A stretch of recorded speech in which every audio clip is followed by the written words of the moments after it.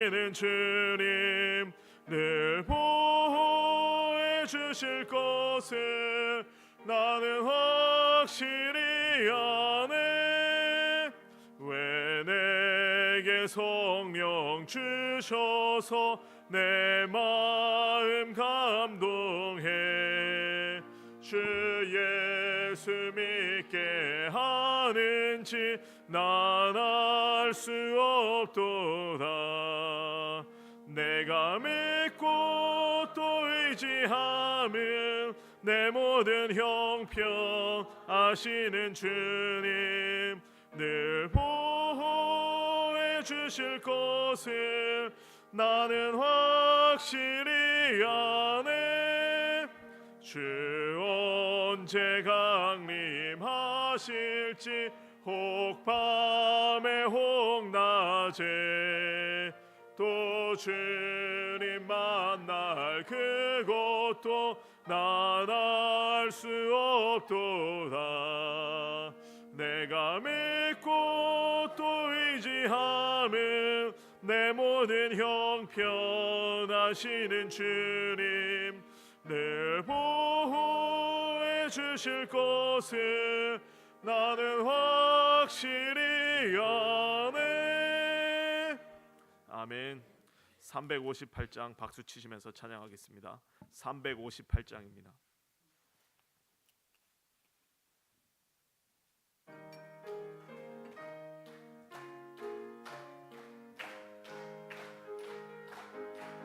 주의 진리 위해 십자가 군기 하늘 높이 들고서 주의 군사 되어 용맹스럽게 찬송하며 나가세 나가세 나가세 주 예수만을 위하여 목숨까지도 바치고 싸움터로 나가세.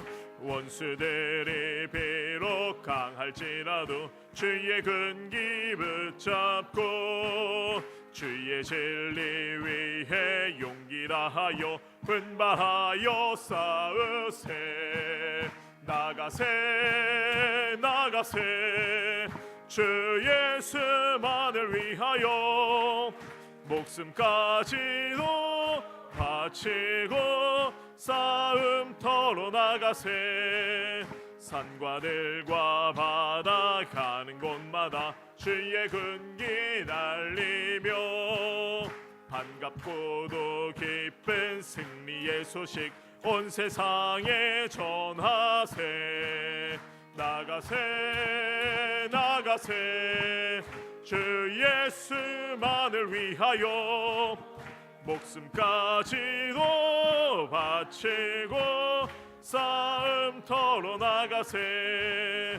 원수들은 이미 예수의 손에 하나 없이 패하고 주의 군기만이 영광스럽게 온늘 위에 날리네. 나가세 나가세 주 예수만을 위하여 목숨까지도 바치고 싸움터로 나가세. 아멘. 이 새벽 우리에게 주시는 하나님의 말씀은 사무엘하 10장입니다.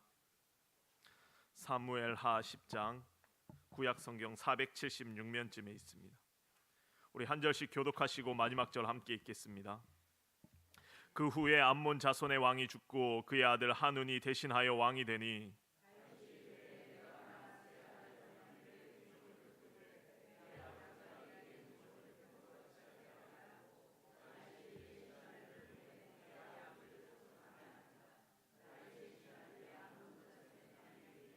암몬 자손의 관리들이 그들의 주 하눈에게 말하되 왕은 다윗이 조객을 당신에게 보낸 것이 왕의 아버지를 공경함인 줄로 여기시나이까. 다윗이 그의 신하들을 당신에게 보내 이 성을 엿보고 탐지하여 함락시키고자 함이 아니니까 하니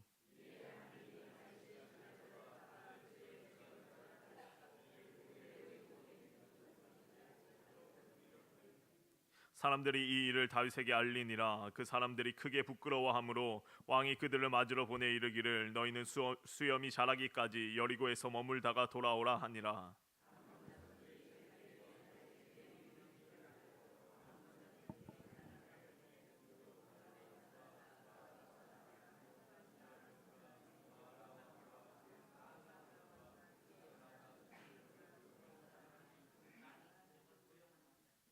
다윗이 듣고 요압과 용사의 온 무리를 보내매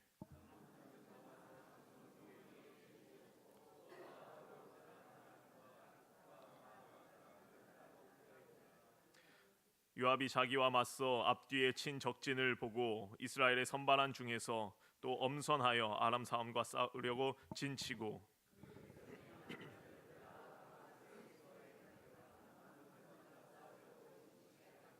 이르되 만일 아람 사람이 나보다 강하면 내가 나를 돕고 만일 암몬 자손이 너보다 강하면 내가 가서 너를 도우리라.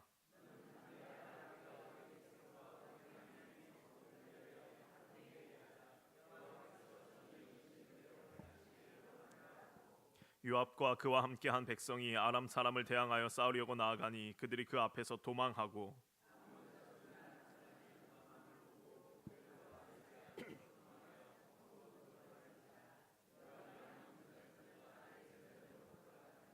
아람 사람이 자기가 이스라엘 앞에서 패하였음을 보고 다 모임에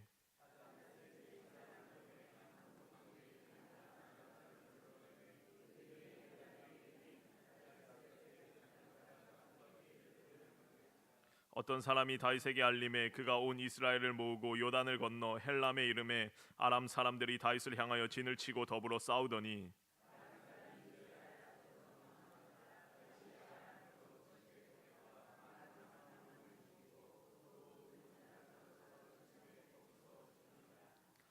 하다데셀에게 속한 왕들이 자기가 이스라엘 앞에서 패함을 보고 이스라엘과 하친하고 섬기니 그러므로 아람 사람들이 두려워하여 다시는 암몬 자손을 돕지 아니하니라. 아멘. 할렐루야. 이 새벽 기도의 자리에 오신 성도님들을 주님의 이름으로 환영하고 축복합니다. 하나님의 놀라우신 은혜와 사랑이 기도로 하루를 시작하는 우리 모두 위에 넘치도록 부어주시길 주의 이름으로 간절히 축원합니다. 오늘 말씀의 제목은 수치를 갚으시는 하나님입니다. 수치를 갚으시는 하나님. 어제 살펴본 사무엘 하 9장과 오늘 10장의 공통적인 주제는 은총을 베푼 다윗, 헤세드를 베풀고 있는 다윗입니다. 사무엘서 기자는 다윗이 헤세드의 사람으로 은총을 베푸는 사람으로 그리고 있다 했는데 어제의 말씀에서는 요나단의 아들이었던 무비보셋에게 은총을 베푼 모습을 살펴보았습니다. 다윗의 헤세드로 말미암아 무비보셋은 잃었던 재산을 회복하였고 왕자로서의 지위도 회복되었습니다. 오늘 말씀에서는 다윗의 헤세드가 이스라엘 민족을 넘어서 이방 민족에게까지 흘러가는 것을 보여주고 있습니다. 암몬의 왕이었던 나하스가 죽고 그의 아들 하눈이라는 사람이 왕이 되었습니다. 다윗은 암몬 왕 나하스에게 받은 은혜가 있기 때문에 그것을 갚기 위해 조문하려고 신하들을 보냅니다. 그러나 암몬 왕 하눈은 다윗의 신하들을 의심하게 되고 그들의 수염을 깎고 옷을 엉덩이가 반쯤 드러나도록 찢어버립니다. 결국 수치를 당한 다윗과 이스라엘 백성들은 암몬과의 전쟁이 불가피하게 되고 하나님께서 함께 하시는 다윗의 군대는 넉넉히 승리를 거두게 됩니다. 오늘 본문은 크게 세 부분으로 나누어 볼 수 있습니다. 1절로 5절까지는 다윗이 암몬 왕 나하스의 죽음을 애도하며 은총을 베풀기 위해 사신을 보냈으나 그들이 수치를 당하게 되고 다윗은 그들에게 여리고성에서 조금 기다리라 말합니다. 6절로 8절까지는 암몬 사람들이 이제 다윗과의 전쟁을 피할 수 없음을 알고 아람 사람들을 용병으로 고용합니다. 그렇게 군대를 모으고 다윗도 요압에게 그에 맞설 군대를 모으라 명령합니다. 9절로 19절까지는 암몬과 아람의 연합군과 싸워 승리하는 다윗의 용사들의 모습을 그리고 있습니다. 오늘 말씀을 통해 우리에게 주시는 몇 가지 영적인 교훈을 살펴보면서 기도의 제목을 얻고자 합니다.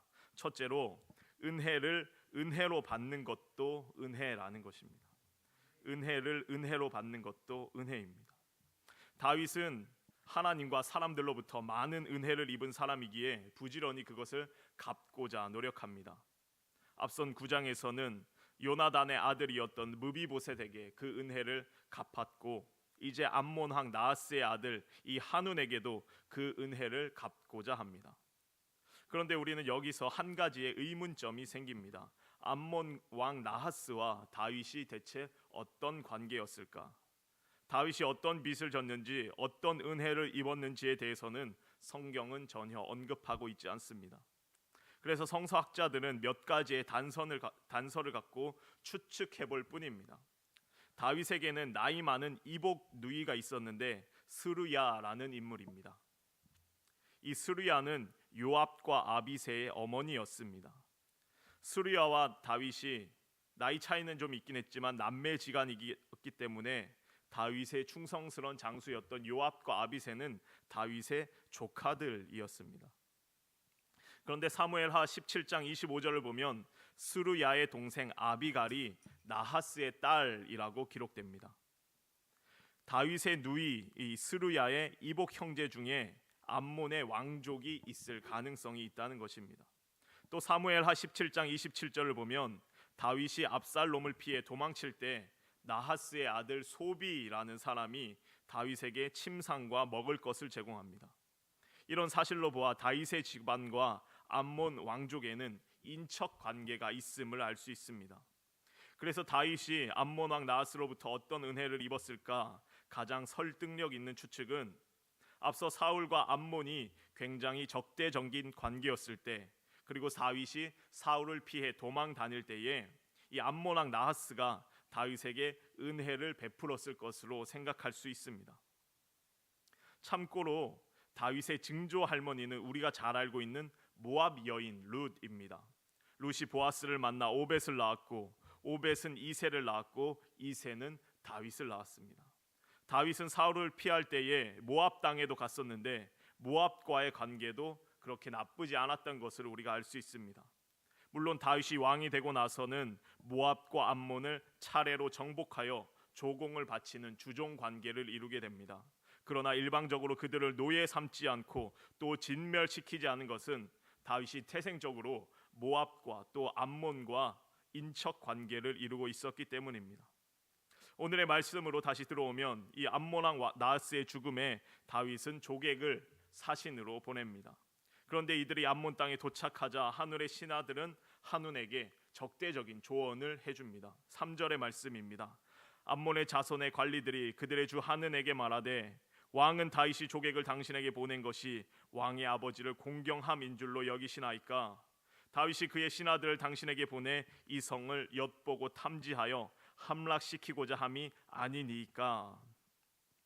이 다윗이 조객을 보낸 이유가 그 아버지 나하스를 공경한 것이 아니라 이 성을 엿보고 정탐하고 함락시키고자, 한마디로 첩자들을 보낸 것이라 말합니다. 그리고는 그들의 수염의 절반을 깎아버리고 그리고 의복의 중동 볼기까지 자르고 돌려보냅니다. 이 수염을 깎았다는 것은 남성성을 잘라낸 것으로 굉장한 수치를 준 것입니다. 히브리어로 수염을 자켄이라 부르는데 이 단어에는 장로라는 의미도 있다고 합니다. 수염이 온전한 자들만이 이스라엘의 장로로 또 대접받는 어른으로 설 수 있다는 것입니다. 그래서 유대인들은 수염을 함부로 손대지 않았습니다. 마치 우리나라 조선시대에 상투를 그 양반들이 목이 잘릴지언정 이 상투를 자를 수 없다라고 한 것처럼 이 수염은 당시에 남성성을 상징하는 굉장히 중요한 상징이었는데 이것을 잘라낸 것입니다. 또한 의복을 중동 볼기까지 잘랐습니다.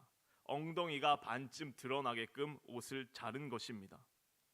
옷은 지위를 상징하는 것이었는데 옷을 잘라낸다는 것은 그 지위를 박탈한다는 것을 의미합니다. 게다가 엉덩이가 반쯤 드러나게끔 잘랐으니 얼마나 큰 수치를 준 것인지 모릅니다. 이것은 외교적으로 큰 결례요 무례일 뿐만 아니라 완전한 전쟁 선포였습니다. 싸우자는 것이었습니다. 결국 이들은 큰 전쟁을 치르게 되고 암몬 족속은 다윗에게 정복당하고 맙니다. 오늘 본문에서 우리는 영적인 의미를 생각해 보아야 합니다. 은혜를 받을 때에 순수하게 그것을 받아들이는 것도 은혜라는 것입니다. 상대방에게 어떠한 의도가 있는 것은 아닌지 의심하고 불신하고 또 계산하고 따지다 보면 은혜를 은혜로 받지 못하게 됩니다.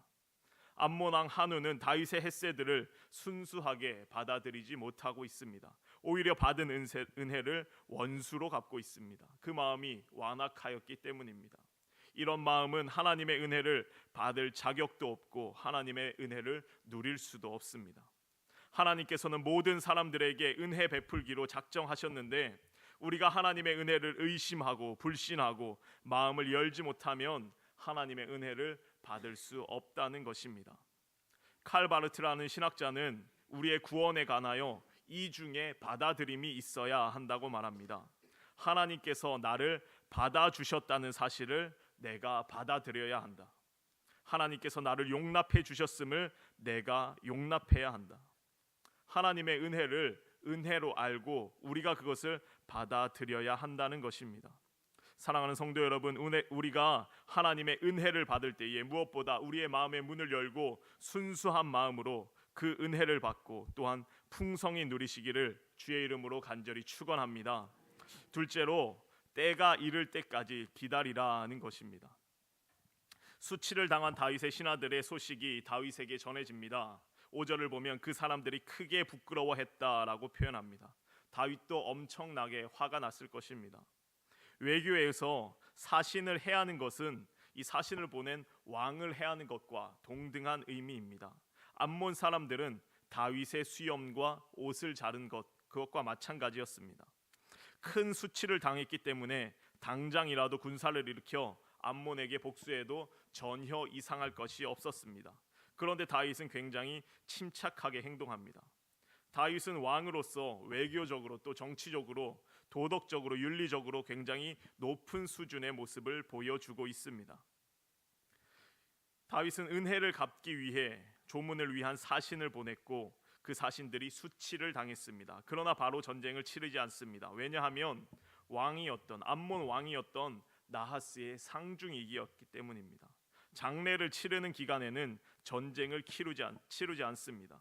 다윗은 큰 수치를 당했음에도 불구하고 상중이기 때문에 다른 때를 기다린 것입니다. 다윗의 적으로 나오는 나하스의 아들 한운과는 굉장히 비교되는 모습입니다. 한운은 아무리 다윗이 의심되고 적군이라고 해도 상중에는 조객을 그렇게 대우해서는 안 되는데 한운은 어리석은 짓을 한 것이고 다윗은 침착하게 지혜롭게 행동하고 있습니다. 다윗의 시대가 기원전으로 약 1000년 전 BC 1000년, 지금으로부터 한 3000년 전의 일입니다. 동시대에 중국의 인물 중에 백이와 숙제라는 인물이 있었습니다. 백이 숙제 한 번쯤 들어보셨을 것입니다. 이들은 고죽국이라는 나라의 왕자들이었는데 이들은 왕위를 거부하고 주나라에 와서 몸을 의지하게 됩니다. 그런데 주나라 무왕이 이 선왕의 상중임에도 불구하고 은나라를 침공하여 멸망시켜 버립니다.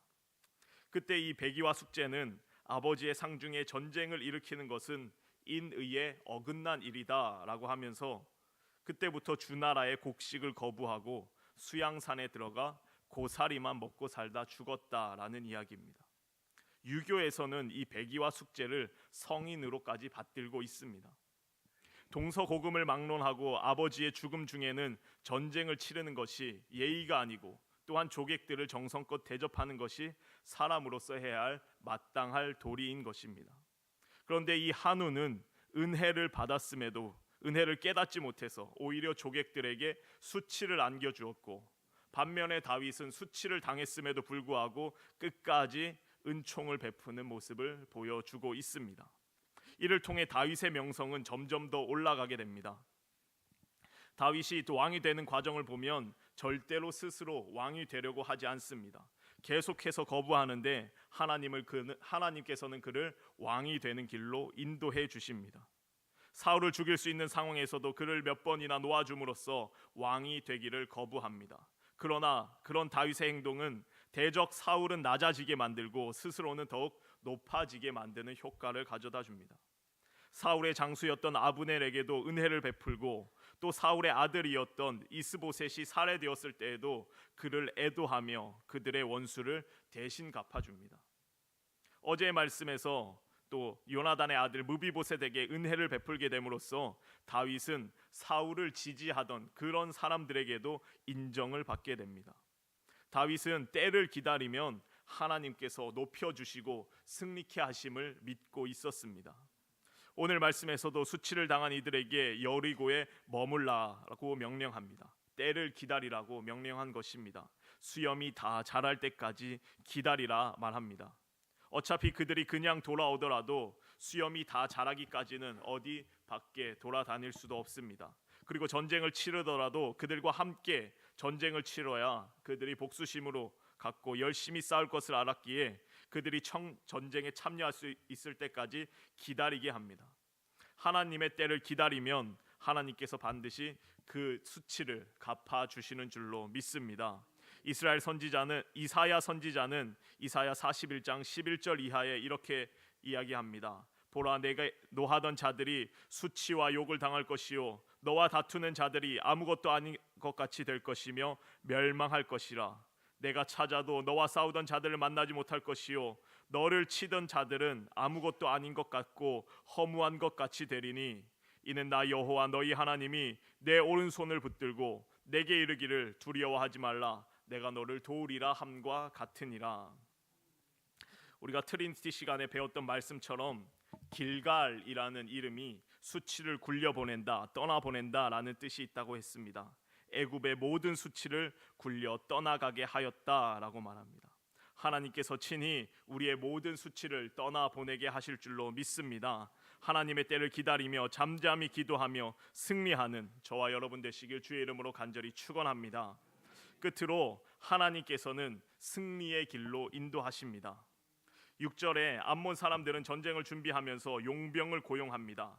벤르홑 아람 사람과 소바 아람 사람의 보병 2만 명, 그리고 마가 왕과 그의 사람 1,000명, 돕 사람 12,000명을 고용했습니다.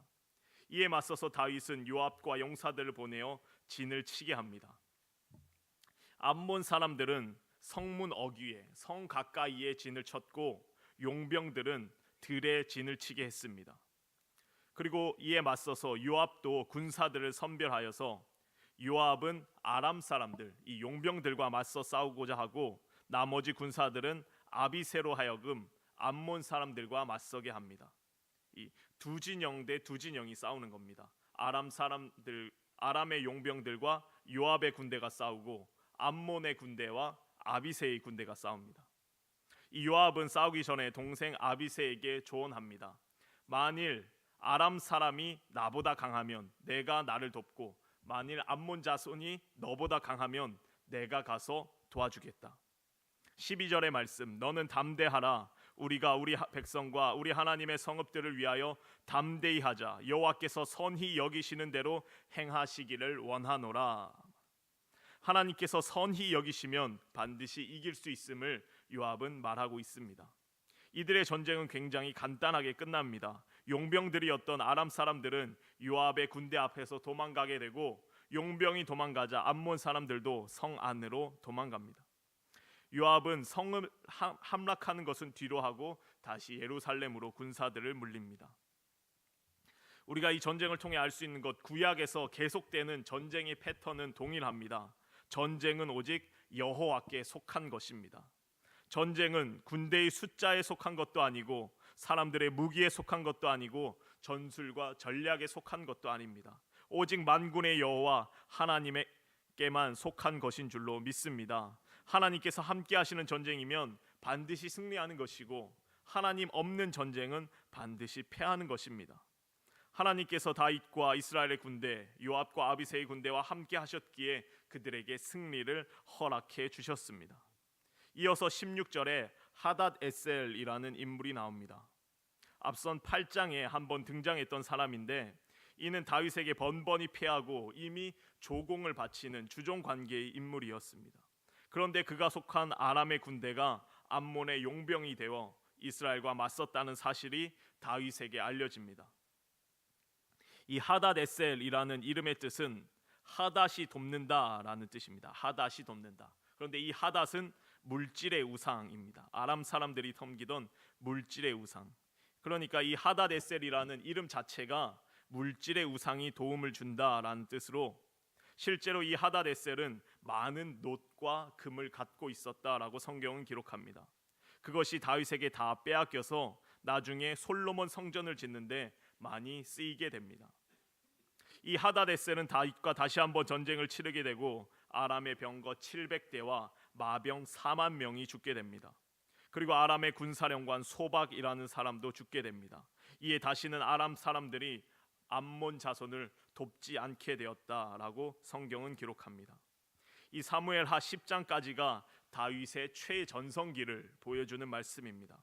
다윗은 온 이스라엘의 왕으로 주변 국가들에서도 맞설 대적이 없었습니다. 승승장구하고 있으며 많은 이들에게 은혜를 베풀고 군사적으로, 정치적으로, 외교적으로도 성공의 길만을 가고 있습니다.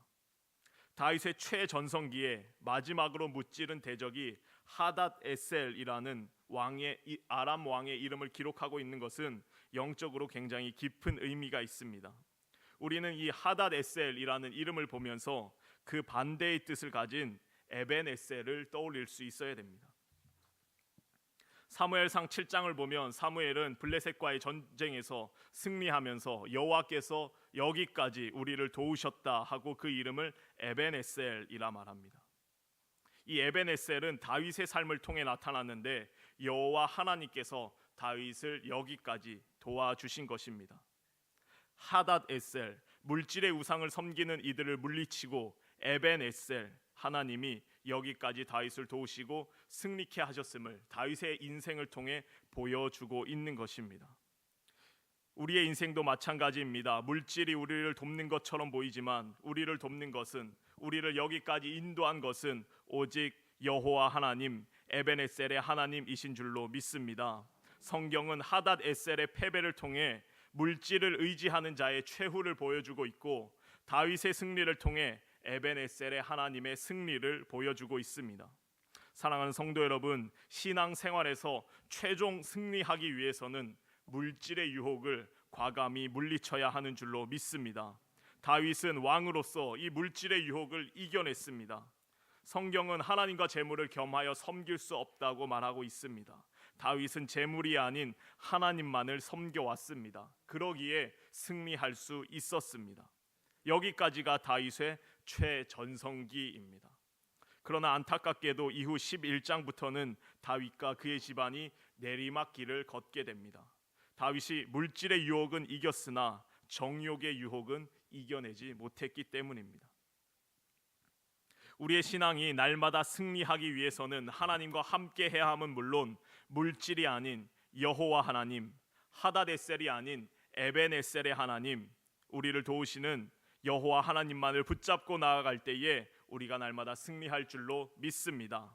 이 에벤에셀의 하나님을 붙잡고 날마다 승리하는, 오늘 하루도 승리하는 광림의 모든 권속들 되시길 주의 이름으로 간절히 축원합니다. 기도하겠습니다. 사랑과 은혜의 하나님, 오늘도 이 새벽 주님 앞에 나와 기도로 하루를 시작하게 하시니 진심으로 감사를 드립니다. 우리의 다쳤던 마음이 있다면 그 마음의 문을 열고 하나님의 은혜를 마음껏 받아 누리는 우리 모두가 될 수 있도록 인도하여 주시옵소서. 행여나 이 땅을 살아갈 때에 수치를 당하는 일이 있다 할지라도 하나님의 때를 기다리며 하나님께서 높여주시고 회복시켜 주심을 믿고 나아가도록 인도하여 주시옵소서. 날마다 하나님과 함께하며 우리의 걸음을 인도하시는 에벤에셀의 하나님을 붙들고 승리하는 축복의 삶 되도록 주님께서 역사하여 주시옵소서. 오늘도 주님 앞에 오면서 정성껏 예물 드린 손길이 있습니다. 10의 1조를 드리고 1,000번제를 드리고 여러 가지 감사와 서원의 제물을 드리오니 주님께서 기쁘시고 응답의 축복을 허락하여 주시옵소서. 오늘도 주님과 함께 승리하는 복된 날 되기 원하며 모든 말씀 존귀하신 예수님의 이름으로 기도하옵나이다. 아멘.